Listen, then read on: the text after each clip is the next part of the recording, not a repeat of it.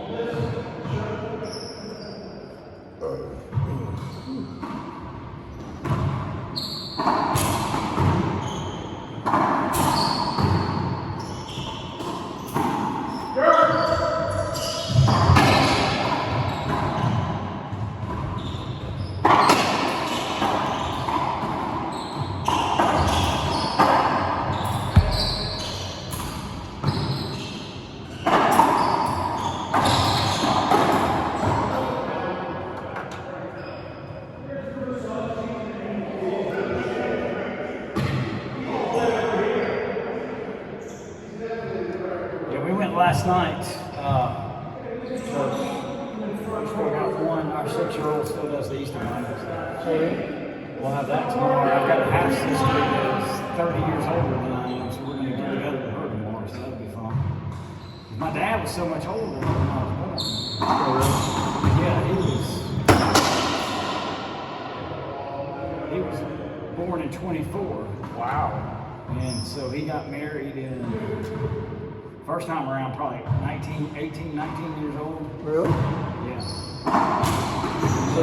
I guess you have brothers and sisters. I got one brother, same sister, different. Yeah. But my sister's 30 years old, so I got a nephew and niece that are older than me. It's kind of crazy. But, wow. Heck, he lived to be, my dad was almost 95. 2 days before he fell. And he fell. He was 93 and working out in the gym, and that's where he fell. You know, they say you lose your balance after a certain age anyway, or you start. It's difficult. I tried to do the whole, one leg out, standing balance and all that stuff. One of the best things is Tai Chi. What's that? Tai Chi. Like Chinese. Chinese. The Chinese. Tai Chi is a real slow motion movement. Okay. The Chinese do. What it does, it really helps you figure out where your feet are. Okay. And so the motions are real slow, but it's proprioceptors. Those are the things that tell you where you are. And it just helps those things. Interesting. It's very safe.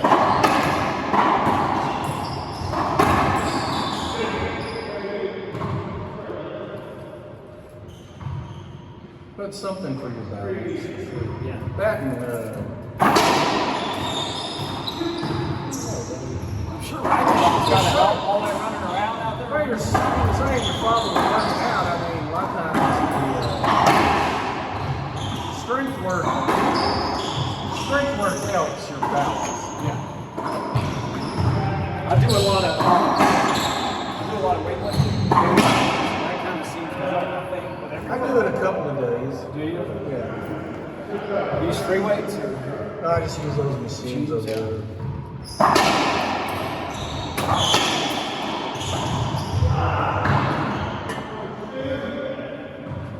As long as I can. We did like deadlifts and rowing. Real fast, like fast deadlifts, like just slamming them out and rowing sometimes like that. My workouts are quick. It was only 15 minutes, but the whole time my heart rate was elevated. I used to be an overweight marathon runner. I thought eating a bunch of carbs was good. I don't actually know much about it. I have a person I work with, she's a triathlete. She's 50-something years old. Is that Mary Jo lady or Denise she's quick? Leanne.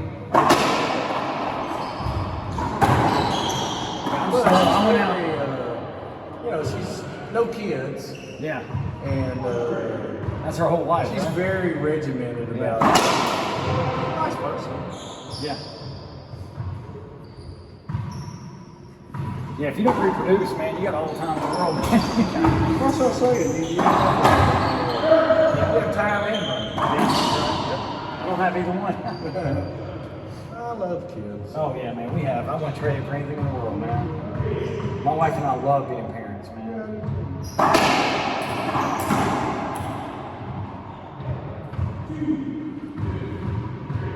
Have you ever heard of Robert Soule? He's not so much being a Christian, he's an economist. And, he just has he does a lot of stuff with statistics, math, and stuff like that. All this, like he was saying, one of the big things he was saying is about slavery, but you don't realize slavery is a worldwide institution. And the majority of the time, whites enslaving other whites, Arabs enslaving other Arabs, Chinese other Chinese. In other words, it wasn't until the society developed enough that you could bring people from one continent. But it's not a uniquely American thing. The British were the first to abolish it. They spent a lot of time and money slave traders on the sea. There's no real economic purpose for them.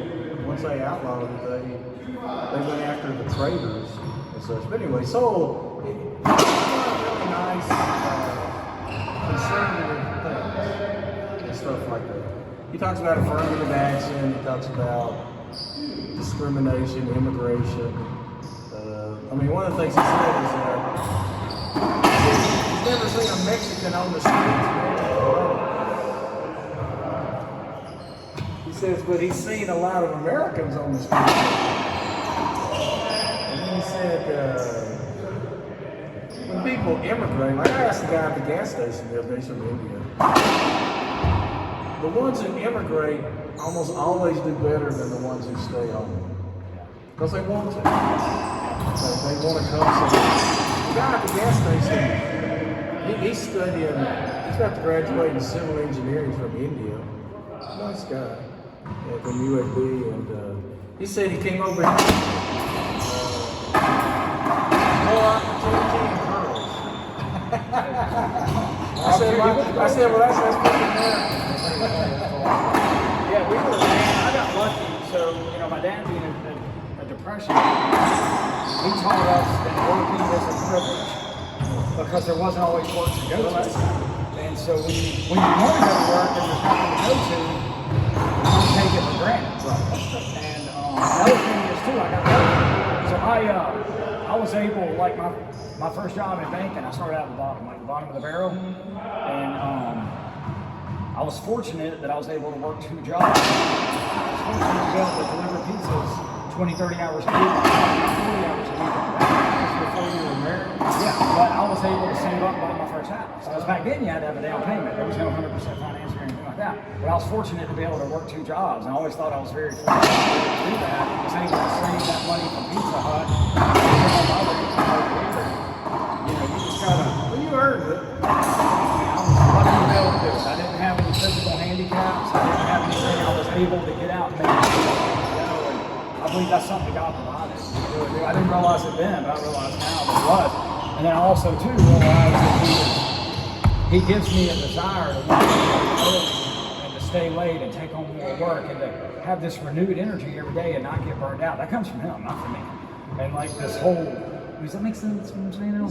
Like to be able to have a good work ethic. They like what they do, And God's put me in the right position with the right people and stuff because I'm not a smart guy. I'm just not. I've never been the smartest guy in the room, and I'm always the lowest everywhere. You ever seen the movie American? It's a science fiction movie. Ethan Hawke's in it. Okay. So what happens in the future, as soon as you're born, they genetically test you. Okay. And if you don't test out, health-wise, and some other things, they never train you. So he said he was born, what did he say? He was born in a Lincoln. He said he was born in the back seat of, Riviera. He said he was born in the Riviera, the back seat of the Riviera.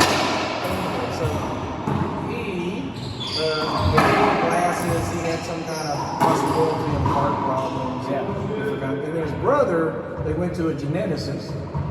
So his younger brother, grew taller, smarter, all this other kind of stuff. And then the first guy, he always wanted to go into space. Well, they usually didn't let him because physically. Well, he fooled them. He took over the genetic side. There was a guy that was really good genetically, but had tried to commit suicide, so he had broken his back. The whole show's all about what you do if you try, if you put yourself through it. Yeah, I got you. And everything. It was really, brother ended up being a detective. There was a murder. Where they work, they're always pulling up samples, skin, hair, to test you. Who you say you I mean, some of the homeless stuff out there, I don't think it's always drug related. I don't think it's always alcohol related. I think it's mental health a lot. And I think that I just don't suffer that way, and a lot of people do.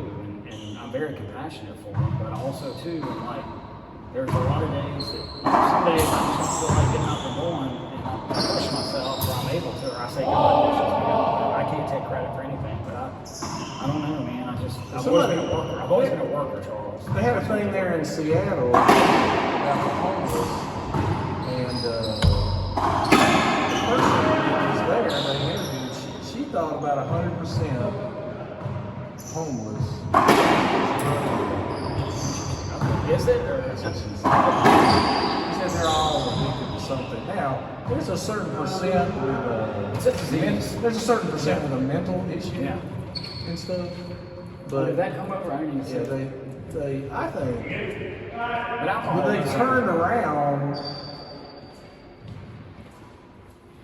and made people doing drugs. If you say homeless, nobody, they won't enforce it. They won't do too much. They were just showing all the trash and the needles and there's poop all over the place. It was enlightening. It's a disease, alcoholism. There's the AA book has something called the doctor's opinion, and it's really good. It's about a doctor's opinion. Started back in the 30s, I guess, or something. And he was determining once they start, they cannot stop. It's not a choice anymore. Something in the body takes over. It's like an allergy that, and a lot of people just quit. I mean, I felt like telling some of these people, I'm like, why don't you just quit sugar?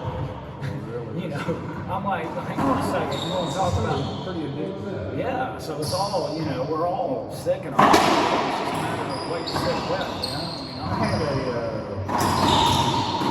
where we worked was a county hospital, so they had a lot of commits for alcohol, drugs, stuff like that. And they would all pass where I worked to go smoke. But what was interesting, I always thought, is even though they were 45, 50 years old, they acted like they were 12. So a friend of mine, his social worker, he said, well, whatever age you start, he said psychologically a lot of times you get stuck there. Because, as you grow up, a lot of it's about coping skills. How do you cope with disappointment? How do you cope with failure? And if you mask all that under the drugs. right, then you never learn the skills. That's interesting. And my dad was alcoholic. Okay. So my mother, she would never go nowhere. She went to see a psychiatrist, and he wrote her a prescription for a liquid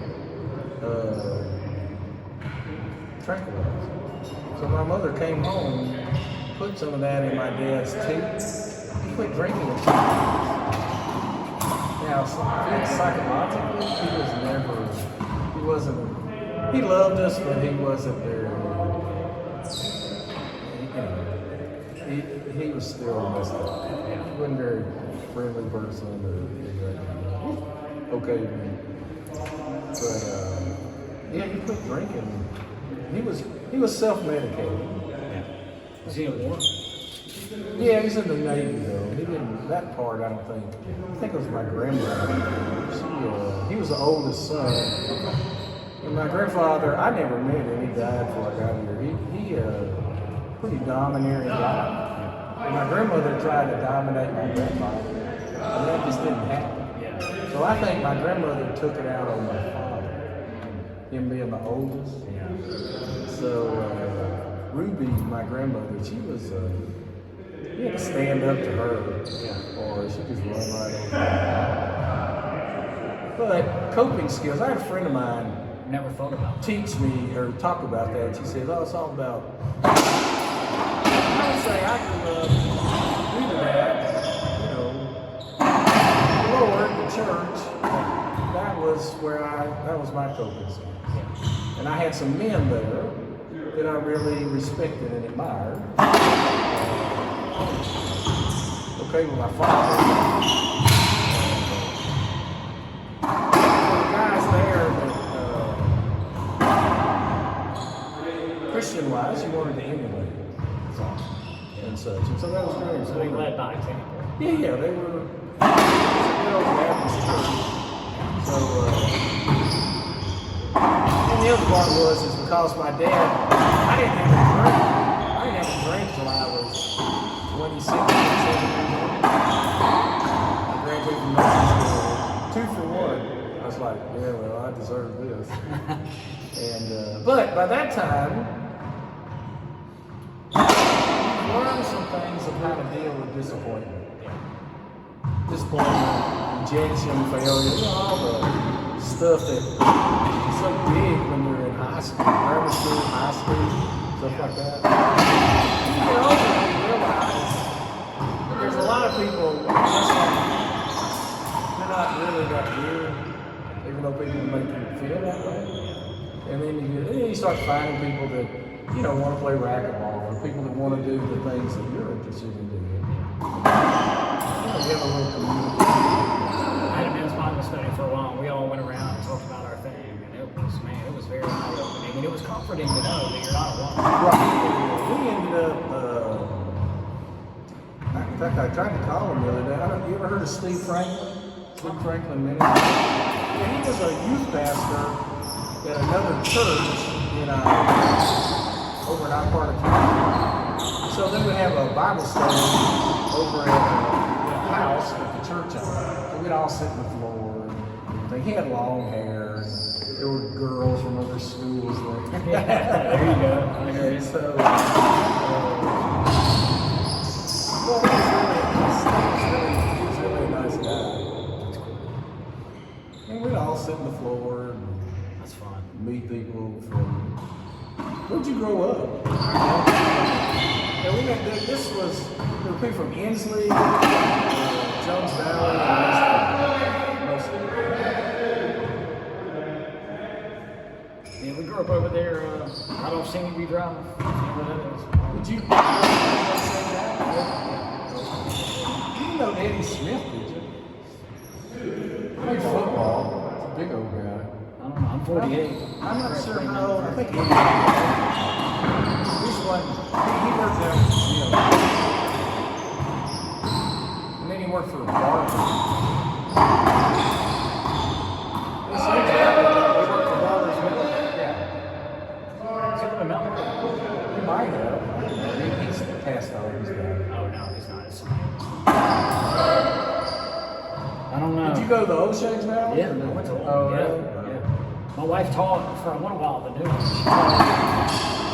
She taught at JCIB, which is the magnet school area. I'm sure that was better. Yeah, and she helped get the middle school year. Or So she the took- magnet school, that's county or city? It's like there's kids from, they can go from Vestavia, they can go anywhere. It's a county school, it's part of Shays Valley. And back when I was coming up, it was called Rosedale, because it was over in the Rosedale part of town, which is now the Muslims. Yeah. That was, That's what that is. That's what that was. That's what that was. I've never actually been up in that area. it's interesting, so that was go back to like Wikipedia, and it'll tell you the history of Homewood, how it was established around 1825 or so, and how 18th Street was a cutoff. But it all became Homewood in 1926, I think, or something, and then Homewood School started their own school system. In Yeah, I saw like when you ride right past Roseville, I think it says Homewood 1926. Yeah, that's right. Yeah, my house is actually deeded in Roseville. Is it really? There used to be a trolley car right there by your house. Oh, really? Back in the day, yeah. I've been finding coal in my yard lately, chunks of coal, and I'm We like, had when I lived in West End, at the end of the street, they paved over the trolley tracks. And there would be a few places where the asphalt would get. And I remember electric buses. Yeah. When they had the overhead. Oh, yeah, yeah. That's stuff like that. And, That's awesome. Yeah, all right. Safe Valley was there. He's been there a long time. Yeah, that was an old school. I went there. I grew up. Yeah, we grew up in Iredell. My dad worked for the railroad. He was. He never. I don't think he made it past 9th or 10th grade, and then he dropped out. But he started the railroad in 1942, right before he turned 18. He was a merchant marine, and he was in the army for 4 years during World War II. And he got out of the service then. He came back to the railroad. He played minor league ball for like 2 years, and then he went back to the railroad. Yeah, he was a good man. You know, never had a lot of money. He was never educated. That's like Kathy's father. Vince, he lived to be 93. Okay. And her mother lived to be 98. But Vince, I guess he got out of grammar school, high school. And he got drafted to World War II when he was like 36. That's old. I think he had PTSD. Yeah. They didn't have counselors back then. He just came home and dealt with But it. she said his wife said he was different after he came out. They had 5 kids, and Vince, I'm sure he got out of high school. He was a really smart guy. He just didn't go to school. And the other ones too. They had some nice smart kids and stuff like that. But back in those days, a lot of times, he went to work for the post office.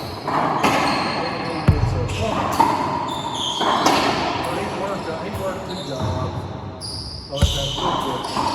So, post office was pretty good work. Yeah, oh yeah, very good. All right, Chuck. Happy Easter. Yeah, back east. See you, buddy. Take care, man. I'll see you next time. I love it.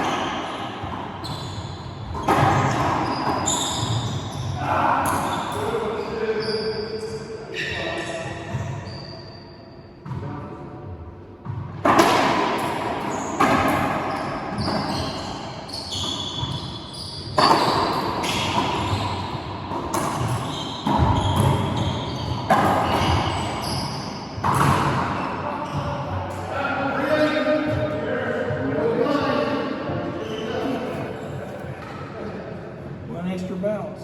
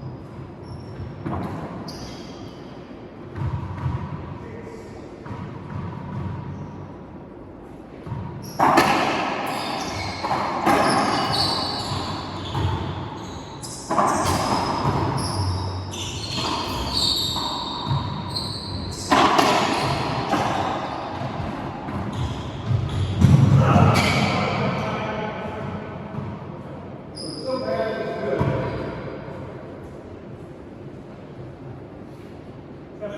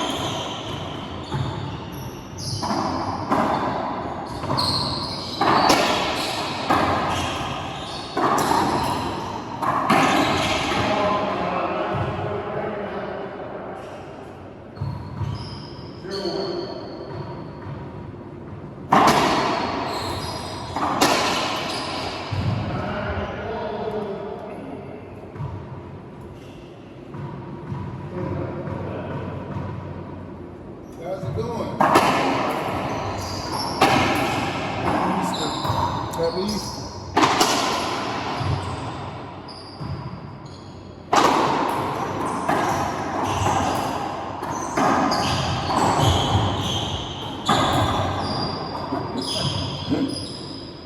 A little crowded. Did he hit you? No, but it's just too close. It's too close together.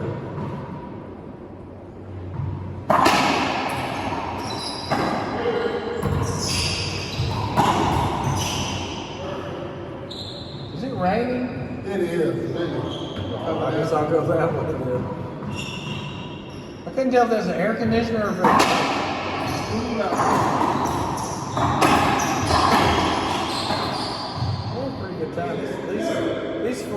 close.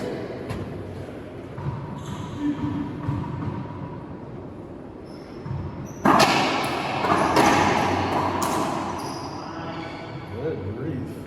This Stu boy, you can really hit the ball.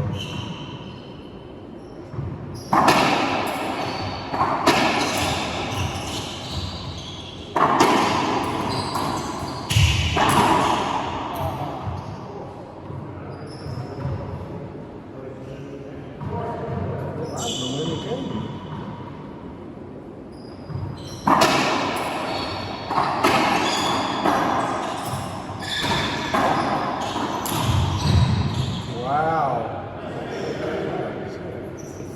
That's a pretty good racquetball. The last couple of points, that was pretty good.